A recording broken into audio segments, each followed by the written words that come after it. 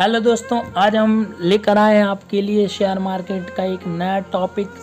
जो भी नए नए इन्वेस्टर हैं, जो भी शेयर मार्केट की क्लासेस को ज्वाइन करना चाहते हैं, शेयर मार्केट से पैसा कमाना चाहते हैं, तो आइए आज हम आपको ऐसी कुछ चीज़ें बताएंगे जिनसे क्लियर पता चलता है कि हमें कौन सा शेयर लेना चाहिए, कौन सा शेयर नहीं लेना चाहिए, कब शेयर को बाय करना चाहिए, कब शेयर खरीदने का राइट टाइम होता है और कब शेयर को सेल करने का राइट टाइम होता है। आज हम डिस्कस करेंगे कि कौन कौन से रूल्स एंड रेगुलेशन हमें फॉलो करना चाहिए कि जब हम किसी भी न्यू शेयर्स को परचेस करते हैं, हमें उस शेयर के बारे में क्या क्या चीज़ें डिस्कस होना चाहिए, उनके एनालिसिस क्या क्या होना चाहिए। तो देखिए, आप स्क्रीन पे देख रहे हैं rules for by any shares.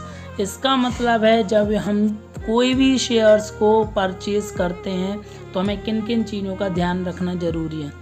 ये चीज़ें आपको कोई नहीं बताएगा कि किन किन चीज़ों के बारे में आपको पता होना चाहिए।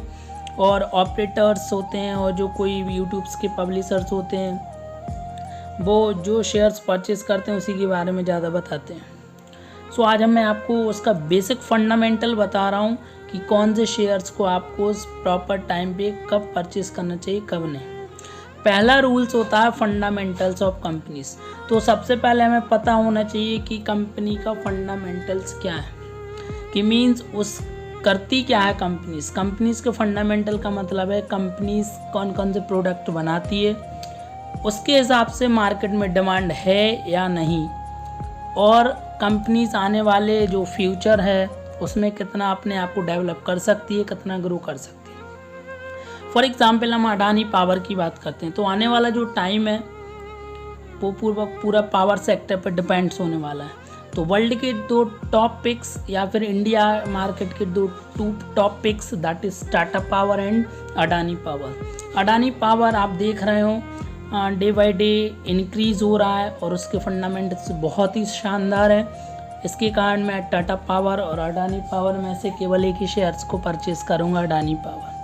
सेकेंड टाइम हम देखते हैं उसका मार्केट कैपिटलाइजेशन। मार्केट कैपिटलाइजेशन का मतलब होता है उसका मार्केट कैप, ये मीन्स उस कंपनी का मार्केट कैप क्या है, और उसके बारे में आपको पता करना चाहिए कि उस कंपनी पे कितना कर्ज है, कितना नहीं है। ऐसा तो नहीं कि उसके मार्केट कैप से ज़्यादा उस कंपनी के ऊपर कर्ज हो, तो हमें इन जैसी कंपनियों से दूर रहना ज़रूरी है, क्योंकि जिसका मार्केट कैप कम है और उसके ऊपर कर्ज ज़्यादा है तो वो कंपनी कभी भी हमें डुबो सकती है और हमारा पैसा पूरा वेस्ट जा सकता है। तीसरा फंडामेंटल्स है, that is depth on companies. जो कंपनी डेप्थ फ्री हो, कर्ज मुक्त हो, वही कंपनी हमें परचेस करना चाहिए। सबसे मेन ज़रूरी फंडामेंटल्स यही है कि किसी भी कंपनी पे कर्ज होगा तो वो आपको कभी भी धोखा दे सकती है, कभी भी वो बंद हो सकती है, उसकी कभी भी कोई बड़ी कंपनी बिड लगा सकती है और आने वाले टाइम में आपको धोखा मिल सकता है। जैसे सिंटेक्स इंडस्ट्रीज़ में हुआ है। सिंटेक्स इंडस्ट्रीज़ के ऊपर कर्ज बहुत ज़्यादा है, जबकि उसका मार्केट कैप 467 करोड़ है, जबकि उसके ऊपर 9,000 रुपये का कर्ज है। तो कंपनी अपने आप को नीलाम कर रही है, रिलायंस ने उसको एक्वायर किया है, जिसके कारण उसके अभी शेयर होल्डर्स बहुत परेशान हो रहे हैं। ओके, नेक्स्ट जो मेन फंडामेंटल्स है, दैट इज़ फोर्थ रूल्स है, दैट इज़ RSI इंडेक्स। तो RSI इंडेक्स जो बंदा समझ गया, समझ लीजिए वो शेयर मार्केट का बॉस बन गया। RSI index relative strength of shares, इसका मतलब ये है कि RSI से ही इंडिकेशन होता है कि हमें कौन सा शेयर कब लेना है, कौन सा शेयर नहीं लेना है। Top picks by RSI index, that is the 20 to 40। जब किसी शेयर का RSI इंडेक्स 20 से 40 के बीच में होता है तो हमें उस शेयर के पीछे भागना चाहिए। तब अगर वो RSI इंडेक्स 20, 30, 40 के बीच में है तो सही टाइम है किसी भी शेयर को बाय करने के लिए। और जैसे ही आप इंडेक्स देखेंगे, RSI इंडेक्स जब 80-90 के ऊपर पहुंचता है तो उस शेयर में प्रॉफिट बुकिंग आती है, जिसके कारण वो शेयर फिर नीचे आता है। ये चीज़ आपको बहुत कम लोग ही बता पाएंगे RSI इंडेक्स के बारे में। RSI इंडेक्स अगर 20 से 30 है तो आपको शेयर बड़ी क्वांटिटी में उठाना है, और जब RSI इंडेक्स 80 टच करता है तब आपको शेयर सेल कर देना है। एंड फिर उसके बाद लास्ट आता है अपकमिंग प्लान्स। तो भाई सबसे मोस्ट टाइम पे है कि आपको अपडेट रहना है कंपनी के बारे में कि कंपनी के आने वाले प्लान्स क्या हैं, कंपनी के आने वाले फ्यूचर्स क्या हैं, कि कंपनी आने वाले समय में क्या कर रही है क्या नहीं कर रही है।